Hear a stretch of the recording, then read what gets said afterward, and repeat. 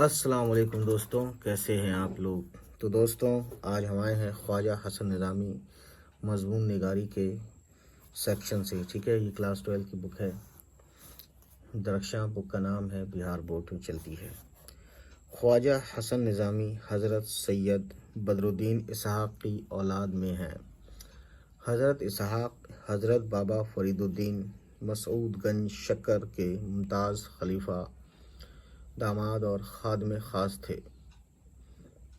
حضرت نظام الدین اولیاء کی روحانی تربیت میں ان کا اہم حصہ تھا.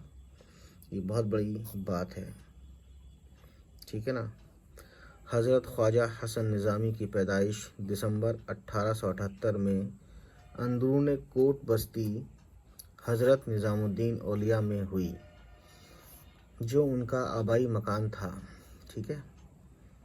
والدین نے ان کا نام قاسم علی رکھا، لیکن ان کے ماموں انہیں علی حسن کہہ کر پکارتے تھے.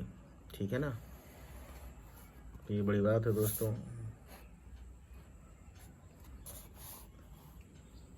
علامہ اقبال نے انہیں خواجہ حسن نظامی لکھنا شروع کیا اور یہ اسی نام سے مشہور ہوئے. ٹھیک ہے.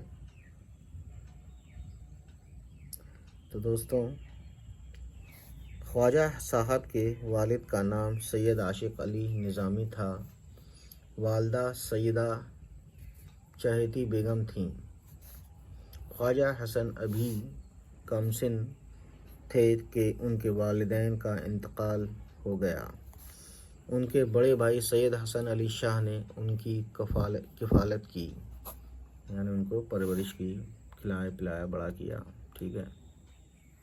اس کے بعد دوستوں یہ دیکھیے، خواجہ حسن نظامی نے مختلف اساتذہ سے قرآن و حدیث کی تعلیم حاصل کی.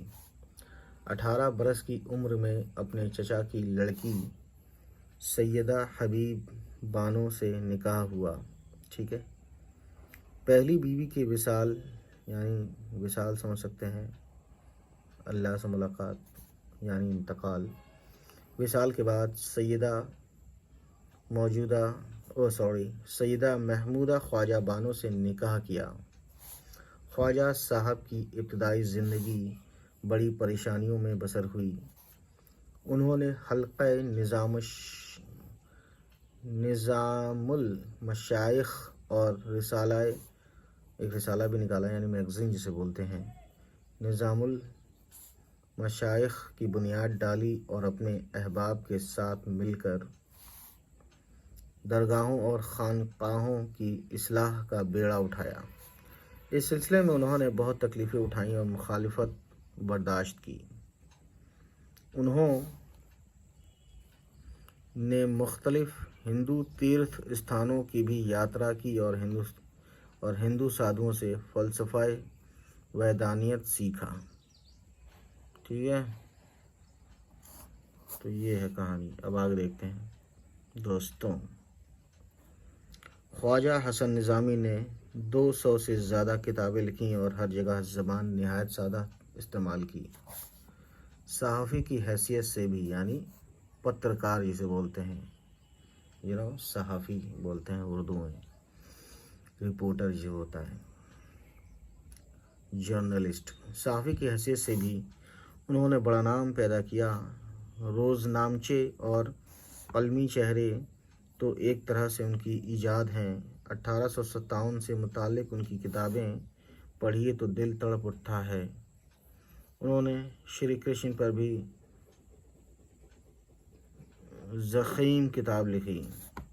حضرت نظام الدین اولیاء کی سوانح نظامی بصری، یعنی حضرت نظام الدین اولیاء کی سوانح لائف بایوگرافی نظامی بنصری کے نام سے ترتیب دی.